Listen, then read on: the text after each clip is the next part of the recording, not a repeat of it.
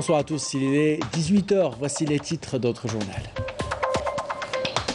Le président de la République Abdelmajid Tebboune a reçu un appel téléphonique du président de la République tunisienne Kais Saïed au cœur des discussions, les relations bilatérales et les moyens de les renforcer.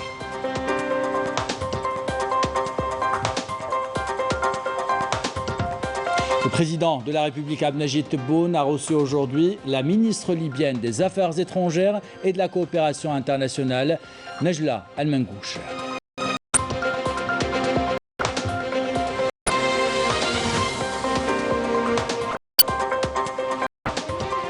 Nous écouterons dans ce journal un extrait des aveux exclusifs livrés par le terroriste qui a été capturé à Skikda par les éléments de l'armée nationale populaire. Il dévoile des informations exclusives sur les relations entre les groupes terroristes et le mouvement terroriste Rached. Et l'Algérie célèbre aujourd'hui la journée mondiale de la santé, une journée placée cette année sous le thème « Notre planète, notre santé ». L'occasion pour le ministre de la Santé de rappeler les engagements pris et les réalisations accomplies par notre pays.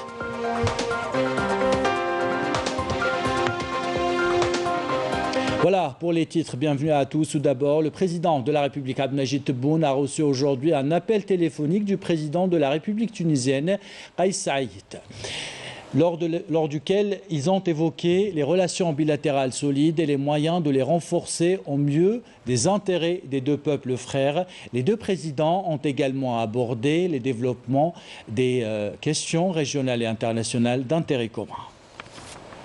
Et le président de la République Abdelmajid Tebboune a reçu aujourd'hui la ministre libyenne des Affaires étrangères et de la coopération internationale, Najla Al-Mengouche.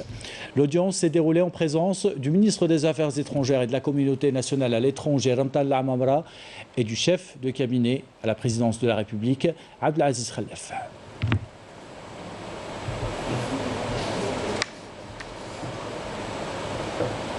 On écoute la déclaration de la ministre des Affaires étrangères libyenne. Je suis heureuse de me trouver dans la capitale algérienne, invitée par son Excellence le président de la République Abdelmajid Tebboune et en compagnie de mon collègue et frère Ramtan Lamamra. Une visite qui intervient durant ce mois sacré et je tiens à cette occasion à souhaiter au peuple algérien frère un excellent ramadan. Je suis très heureuse d'avoir pu rencontrer le président de la République Abdelmajid Tebboune, dont je me fais toujours une joie de profiter de ses conseils, de sa sagesse et de sa longue expérience en politique et dans d'autres domaines. Cette visite intervient afin de soutenir les efforts du gouvernement d'union nationale pour arriver à organiser des élections transparentes et légitimes. Son Excellence le président de la République Abdelmajid Tebboune a affirmé son engagement et celui de l'Algérie à soutenir et à appuyer les efforts de ce gouvernement et à permettre l'organisation très prochainement d'élections transparentes, car cela est la seule issue pour le peuple libyen afin de garantir la paix et la stabilité. Nous nous sommes entretenus autour de plusieurs questions d'intérêt commun pour les deux pays frères. Nous avons également abordé plusieurs dossiers importants. Il a été question de l'importance de rétablir la stabilité en Libye, car il y va de la stabilité de la région et de tous les pays arabes, et ceux du Maghreb. Nous avons passé en revue les différentes solutions pour mettre un terme à cette crise politique, ce qui ne peut se faire sans s'armer de patience et sans le travail commun avec nos frères algériens afin d'atteindre les objectifs escomptés qui sont l'organisation des élections prochainement. Voilà pour cette déclaration dont l'activité parlementaire maintenant. Une séance plénière a été présidée ce matin par le président du Conseil de la Nation, Salah Koudjil. Durant cette séance, plusieurs questions orales ont été posées au secteur des affaires religieuses et des waqf, l'habitat, l'urbanisme et la ville, les ressources en eau, la sécurité hydrique et la santé. Lors de cette séance, Seddine Chitour et Ben Alia Belhouadjib, voilà, qui ont été nommés par le président de la République, ont été confirmés comme deux membres du tiers présidentiel. Le président du Conseil de la Nation, Salah Koudjil, a annoncé également la création pour la première fois dans l'histoire de la Chambre haute du Parlement d'un nouveau groupe parlementaire consacré aux sénateurs indépendants. Suite aux aveux exclusifs livrés par les terroristes qui ont été capturés lors de l'opération de ratissage qualitative menée par des détachements de l'armée nationale populaire dans la forêt de Oued Douar, près de la commune de Bnizid Daïra de Koul, au wilaya de Skikda, le 16 mars 2022. Le terroriste capturé, Ben Taïb Youssef, dit Oussama Abou Sofiane An-Nirassi, émir du groupe terroriste, livre des aveux sur des activités criminelles depuis son ralliement au groupe terroriste et dévoile des informations exclusives sur la relation entre les groupes terroristes et le mouvement terroriste. Rachid, on écoute un extrait de ses aveux. من مواليد 1978 عينت لأول مرة أميرا على السرية الخاصة لعبد المالك درودكال. بعدها سنة 2000 استدعيت إلى كتيبة الجماعة حينها بقيادة حسن حطاب. تم الاشتباك مع قوات الجيش الوطني الشعبي مما أدى إلى مقتل 7 أفراد ممن كانوا معنا لأن العدد كان 15 فردا. تم الرد على رسالة أمير التنظيم بالموافقة على التواصل مع حركة رشاد، وتم إرسال هذه الرسالة رسميا إلى عربي زيتوت. L'Algérie a célébré aujourd'hui la Journée mondiale de la santé, une journée placée cette année sous le thème « Notre planète, notre santé ». Lors de cette célébration, le ministre de la Santé, Abdelrahman Ben Bouzid, a rappelé l'engagement de l'Algérie dans la mise en œuvre de l'agenda 2030 des objectifs du développement durable. Les détails avec Abdelmajid Benkassi. À l'occasion de cette journée mondiale, le premier responsable du secteur a mis l'accent sur l'urgence d'entreprendre une multitude d'actions prioritaires ciblées. En premier lieu, la réduction des décès liés aux infections, aux intoxications aiguës, ainsi qu'aux conditions climatiques extrêmes et à la pollution atmosphérique urbaine, faisant part à ce propos de la concertation entre son département et celui de l'environnement. Mais avant, des mesures de prévention doivent être prises. Notre capacité à relever les incidences pathologiques sur les différents facteurs environnementaux vont nous permettre de prendre des mesures de santé préventives qui peuvent non seulement limiter les maladies et les décès, mais aussi limiter les dépenses liées à la santé. بل أيضا أن تقلل من تأثيرها على العبء المالي للنظام الصحي. Même préoccupation à l'échelle mondiale, le souci majeur pour les Nations Unies est de veiller à la santé des populations, ce qui commence, selon les experts, par la qualité de l'environnement. La santé et le bien-être ainsi que les changements climatiques sont au centre de l'agenda 2030 pour le développement durable et donc également au centre de la coopération entre l'Algérie et les systèmes des Nations Unies. Les solutions existent et sont à notre portée. Une plus grande et plus efficace coopération entre le gouvernement, société civile, entreprises publiques et privées entraîneront sans doute une amélioration de la santé. L'OMS estime que plus de 13 millions de décès qui surviennent chaque année dans le monde sont dus à des causes environnementales évitables telles que la crise climatique.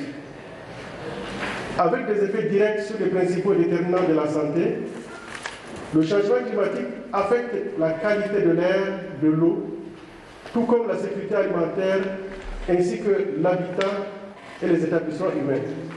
Les spécialistes s'accordent à dire aujourd'hui que la priorité doit surtout aller vers la prise de mesures d'urgence, d'adaptation et d'atténuation de l'incidence des pathologies liées à l'environnement et au mode de vie moderne, qualifié d'impropre et d'insalubre. Et justement pour améliorer le quotidien des citoyens algériens et améliorer leurs conditions d'accès aux soins, un service de médecine nucléaire a ouvert ses portes dans la wilaya de Ouergla, un service qui assure accueil des malades, diagnostic et traitement. Les détails avec Malika Bellel. Premier du genre dans le sud du pays, ce nouveau service a été doté d'équipements médicaux de haute technologie. Un service qui ouvrira de larges perspectives thérapeutiques à travers l'accueil, le diagnostic et le traitement des patients qui se trouvent au premier stade de leur maladie, leur offrant des prestations thérapeutiques de qualité et de fortes chances de guérison. La médecine nucléaire joue un rôle très important dans la prise en charge des cancéreux et bien d'autres pathologies. Le service joue un rôle également dans le traitement et le diagnostic en utilisant l'iode radioactif 131.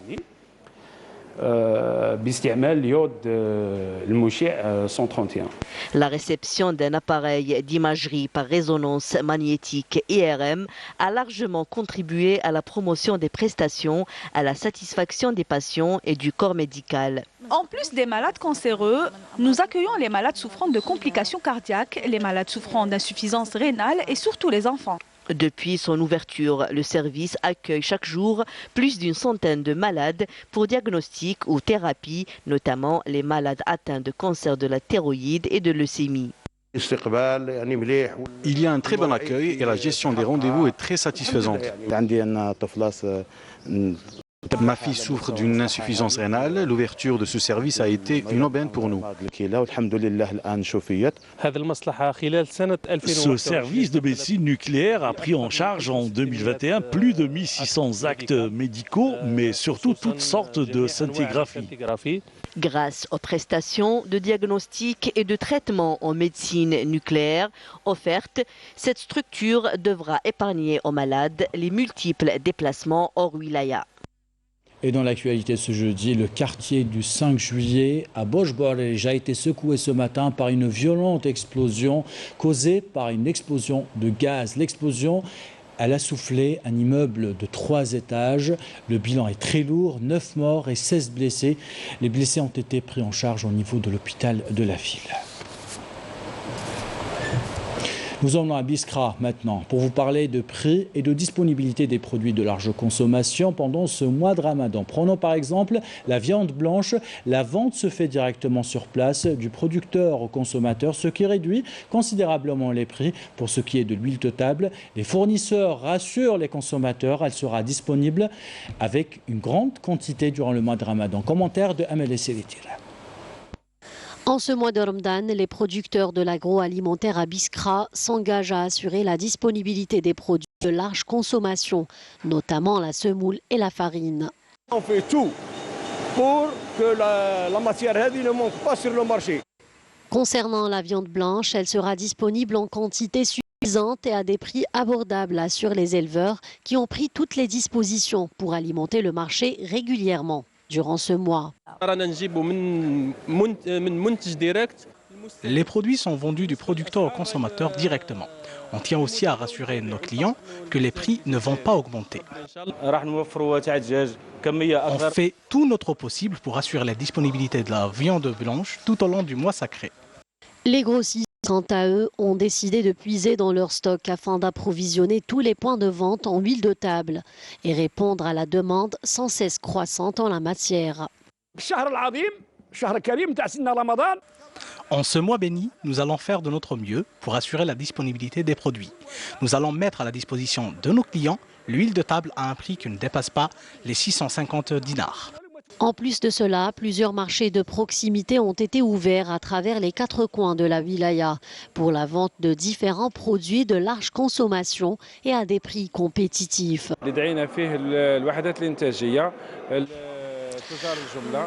Nous avons fait appel aux différentes unités de production, aux grossistes ainsi qu'aux distributeurs des produits agroalimentaires pour assurer leur disponibilité durant tout le mois. Les marchés de solidarité et de proximité disponibles à Biskra, ainsi que les points de vente de viande blanche et ses dérivés, connaissent une forte affluence de citoyens qui se sont dit satisfaits des prix appliqués par rapport aux autres espaces commerciaux.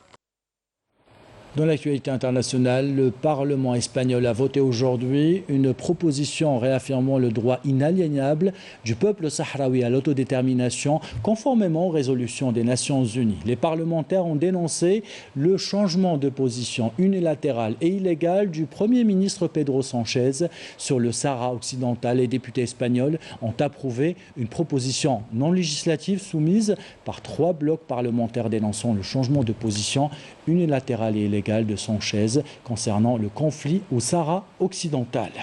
Une résolution qui appelle à une correction de cette proposition, de cette position et à appuyer les résolutions des Nations Unies avant de permettre ou devant permettre au peuple sahraoui d'exercer son droit à l'autodétermination.